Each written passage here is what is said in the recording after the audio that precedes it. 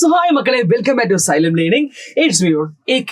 നിങ്ങൾക്ക് എല്ലാവർക്കും അറിയാവുന്ന കാര്യമാണ്, 9th ക്വസ്റ്റ്യൻ പേപ്പറിൽ ഗ്രാഫിൽ നിന്നുമുള്ള ക്വസ്റ്റ്യൻ ഇല്ലാത്തൊരു ചോദ്യ പേപ്പർ ഇല്ല, ശരിയല്ലേ? സോ അതുകൊണ്ട് ഈ ഒരു ഗ്രാഫിലെ ചോദ്യം എങ്ങനെ നമുക്ക് പഠിച്ചെടുക്കാം, എളുപ്പത്തിൽ ചെയ്യാം, അതേപോലെ തന്നെ ഗ്രാഫിൽ നിന്നും സ്ഥാനാന്തരം അല്ലെങ്കിൽ ഡിസ്പ്ലേസ്മെന്റ് കാണുന്നത് എങ്ങനെ, ഇതാണ് നമ്മൾ പഠിക്കാൻ പോകുന്നത്. ഉറപ്പായിട്ട് എക്സാമിന് ഉണ്ടായിരിക്കും. ഒരു ചോദ്യം നമുക്ക് പരിഗണിക്കാം. ആദ്യം നമുക്കൊരു വെലോസിറ്റി ടൈം ഗ്രാഫ് വരയ്ക്കാം. ഒരു പട്ടിക തന്നിട്ടുണ്ട്, ഈ പട്ടിക ഉപയോഗപ്പെടുത്തി നമ്മൾ ഗ്രാഫ് വരയ്ക്കേണ്ടത് കേട്ടോ. സോ ഈ പട്ടിക ഉപയോഗപ്പെടുത്തി ഗ്രാഫ് വരയ്ക്കുമ്പോൾ സ്കെയിലിംഗ് എങ്ങനെ കൊടുക്കാന്ന് ആദ്യം നിങ്ങൾ മനസ്സിലാക്കി വെക്കണം. സോ പല ആൾക്കാർക്കും എന്താണ് സ്കെയിലിംഗ് എന്ന് പോലും അറിയില്ല, അറിയുന്നവരുണ്ട്. ഓക്കെ, സോ അത് നമ്മൾ ഇന്ന് പഠിക്കുന്നുണ്ട്. അതേപോലെ തന്നെ ഈ ഗ്രാഫിന് തുടർച്ചയായിട്ട് ഒരു ചോദ്യം കൂടി ഉണ്ട്. 10 സെക്കൻഡ് മുതൽ 40 സെക്കൻഡ് വസ്തുവിന്റെ സ്ഥാനാന്തരം. We should find out the displacement of the body from 10 second to 40 second. Ready ആണല്ലോ?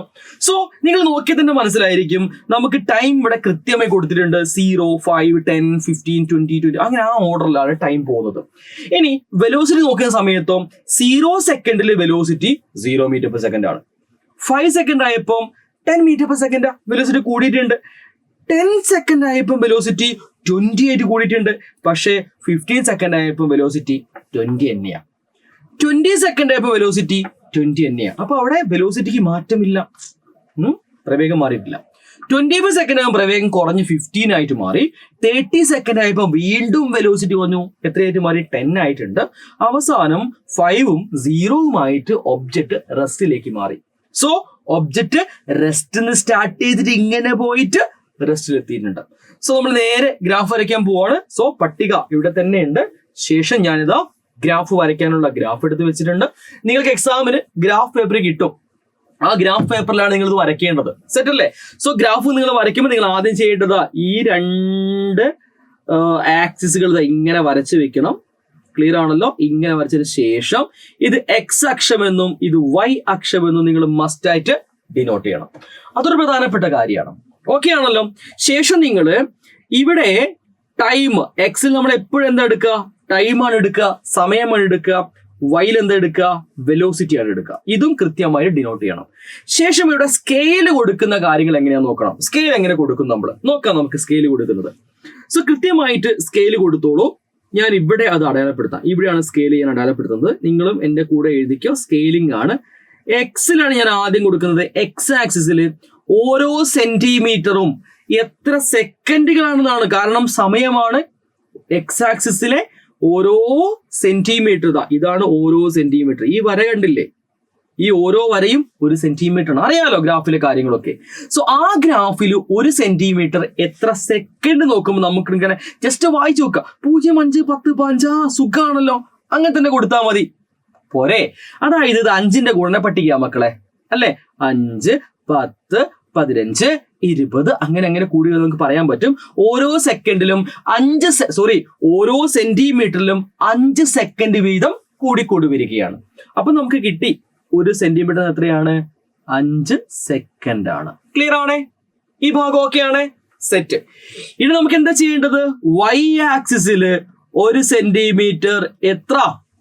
അവിടെ നമ്മൾ നോക്കുമ്പോൾ ഇത് ഏതിന്റെങ്കിലും ഗുണനപ്പട്ടികയാണെന്ന് നോക്കണം. 1, 0, 0, 2, 0, 10, 0, 10, പിന്നെ 20, പിന്നെ 20, പിന്നെ 20, പിന്നെ 15. അങ്ങനെയാ പോകുന്നത്. അപ്പൊ അത് ഒരിക്കലും ഒരു മൾട്ടിപ്ലിക്കേഷൻ ടേബിൾ അല്ല. അപ്പൊ നമ്മൾ കുടുങ്ങി. നമ്മൾ നേരെ പോയിട്ട് ഇങ്ങനെ എഴുതാൻ പറ്റുമോ? എങ്ങനെ? ഇവിടെ 10, ഇവിടെ 20, പിന്നെ ഇവിടെ 20, ഇവിടെ 20, പിന്നെ 10 അങ്ങനെ എഴുതി പോകാൻ പറ്റുമോ? അങ്ങനെ പറ്റൂല. നമ്മൾ എഴുതുന്ന സമയത്ത് ഗ്രാഫിൽ കൃത്യമായിട്ട് ആ സ്ഥാനവിലകൾ കൂടി മാത്രമേ വരുള്ളൂ. ഒരിക്കലും കുറഞ്ഞൊന്നും പോവില്ല. കൃത്യമായിട്ട് ഇതിങ്ങനെ കൂടി പോണം. മനസ്സിലാവുന്നുണ്ടോ? അപ്പൊ നമ്മൾ ചെയ്യേണ്ടത് ഈ സംഖ്യകളെല്ലാം ഉൾക്കൊള്ളുവാൻ സാധ്യതയുള്ള ഒരു ഗുണനപ്പട്ടിക ഉണ്ടായിരിക്കും, ഒരു മൾട്ടിപ്ലിക്കേഷൻ ടേബിൾ. അത് നിങ്ങൾ നോക്കിയാൽ തന്നെ മനസ്സിലാവും, അത് 5ന്റെ ടേബിളാ, അല്ലേ? സോ നമുക്ക് എന്ത് ചെയ്താൽ മതി? 1 സെന്റിമീറ്റർ 5 മീറ്റർ പെർ സെക്കൻഡ് ആണ് അടയാളപ്പെടുത്തി വെച്ചാൽ മതി. അപ്പം 1 സെന്റിമീറ്റർ എത്രയാണ്? 5 മീറ്റർ പെർ സെക്കൻഡ് ആണ്. ഇനി ഞാൻ അടയാളപ്പെടുന്നത് കാണിച്ചു തരാം.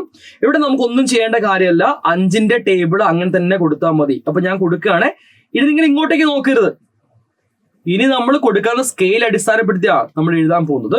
സോ 5 സെക്കൻഡ് ഇതിന് കൂടി വരണം. അപ്പൊ ഞാൻ അടയാളപ്പെടുത്ത കണ്ടോ?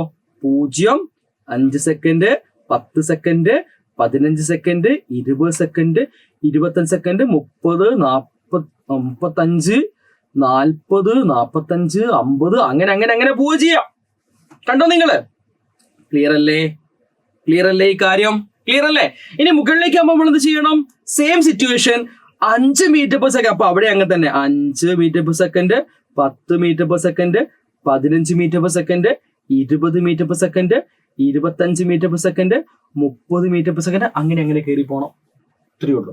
ഇനി നമ്മൾ വീണ്ടും ടേബിളിലേക്ക് നോക്കിയിട്ട് ആദ്യത്തെ സ്ഥാനവില 0, 0 ഏതാണ്? 0, 0. x0 അതാ മുകളിലുള്ളത് ഏതാണ്? മുകളിലുള്ളതാണ് x. മറക്കരുത്, മുകളിലുള്ളത് x, താഴെയുള്ളത് y. അപ്പൊ x0 ആണ്.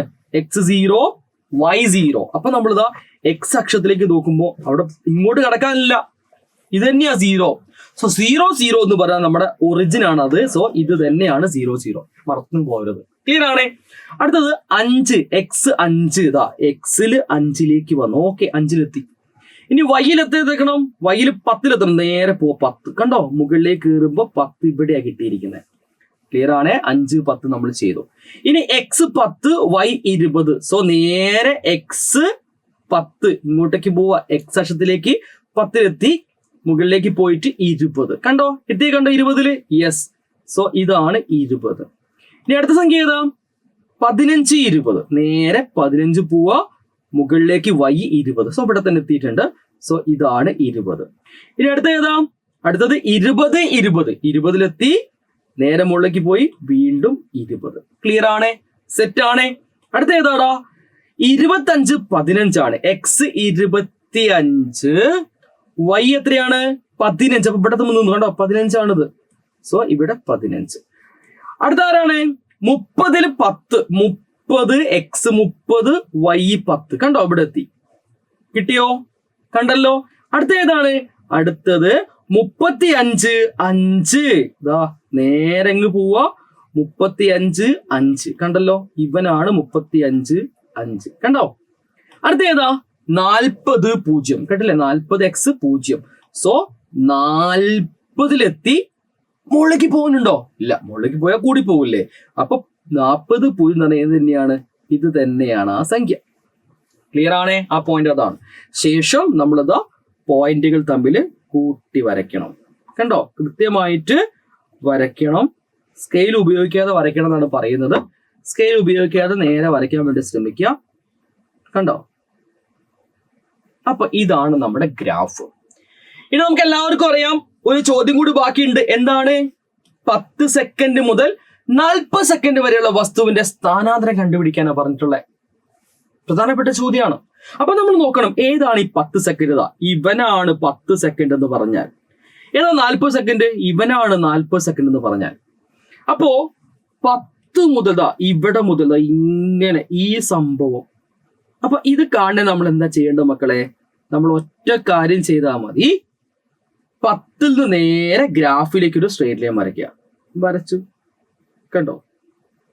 അപ്പൊ നമുക്കൊരു ഷേപ്പ് ഇവിടെ കിട്ടിയിട്ടുണ്ട്. ഇതാണ് ആ ഷേപ്പ്. കണ്ടോ? ഇങ്ങനൊരു ഷേപ്പ് നമ്മൾ ജന്മത്ത് പഠിച്ചിട്ടില്ല അല്ലെ? അപ്പൊ നമ്മൾ പഠിച്ചതാണ്. നമുക്ക് വസ്തുവിന്റെ ഡിസ്പ്ലേസ്മെന്റ് കാണണമെങ്കിൽ, സ്ഥാനാന്തരം കാണണമെങ്കിൽ എന്ത് കണ്ടാൽ മതി? ഏരിയ കണ്ടാൽ മതി. ഏരിയ ഓഫ് ദ ഷേപ്പ് ആണ്. Area of the shape. Area shape എഴുതിയാൽ കുഴപ്പമില്ലല്ലോ. ഏരിയ ഓഫ് ദ ഷേപ്പ്, വിസ്തീർണം.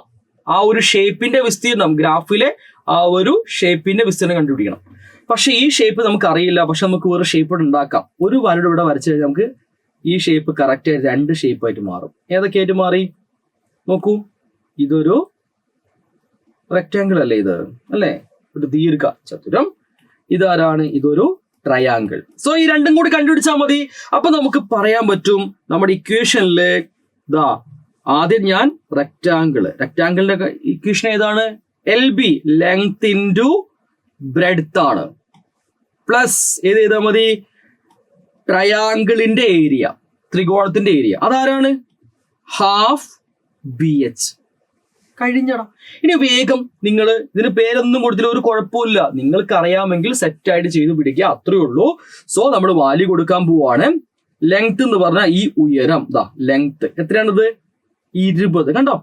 20 അല്ലേ? ലെങ്ത് എത്ര കിട്ടി? ലെങ്ത് കറക്റ്റ് ആയിട്ട് 20 കിട്ടി. അപ്പൊ നേരെ എന്ത് എഴുതാം? 20 എന്ന് എഴുതാം.